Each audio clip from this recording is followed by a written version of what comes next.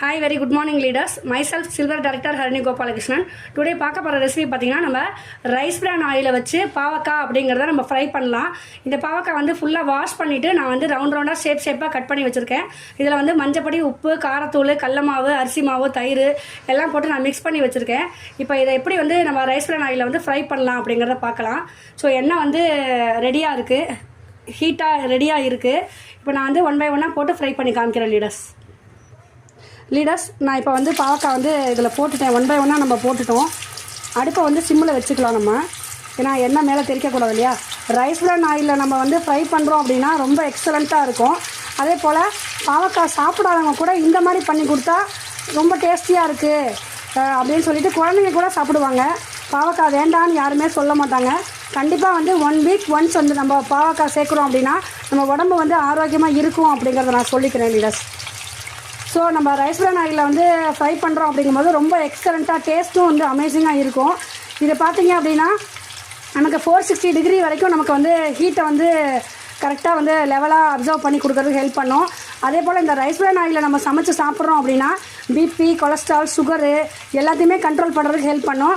அதையும் தாண்டி பார்த்திங்க அப்படின்னா டைஜஷன் பிரச்சனையை வந்து ஜீரண சக்தி கோளாறு இருந்தது அப்படின்னா அதையுமே வந்து கிளியர் பண்ணுறதுக்கு ஹெல்ப் பண்ணும்.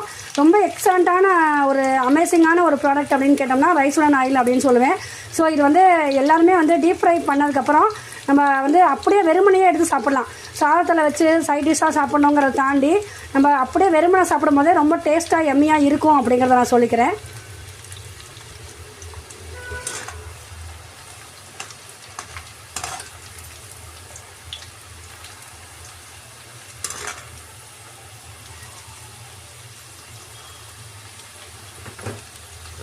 நல்லா வந்து கோல்டன் கலரில் பாவக்காய் வந்ததுக்கப்புறம் நம்ம வந்து ஃப்ரை ரெடி ஆகிடுச்சுன்னு அர்த்தம். எடுத்துக்கலாம் நம்ம. கண்டிப்பாக வந்து இதை எல்லாருமே வந்து மஸ்ட் ட்ரை பண்ணி பாருங்கள்.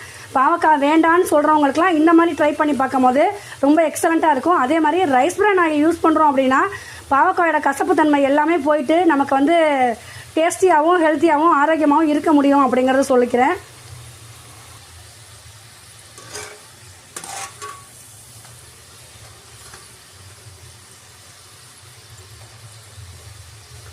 நம்ம ஃப்ரை பண்ணுறோம் அப்படிங்கிறத தாண்டி பார்த்திங்கன்னா இந்த ரைஸ் பிரான் ஆயிலில் சமைக்கும் போது எந்த காய்கறியாக இருந்தாலும் எந்த கீரை நம்ம வந்து தாளிக்கிறதுக்கு எல்லாத்துக்கும் எடுத்தாலும் கூட நமக்கு அந்த எண்ணெய் வந்து அதில் போய் நமக்கு வந்து நிறையா இப்போ அப்பளம்லாம் பொரித்தோம் அப்படின்னா நமக்கு நிறையா அதில் எண்ணெய் ஒட்டி இருக்கும்.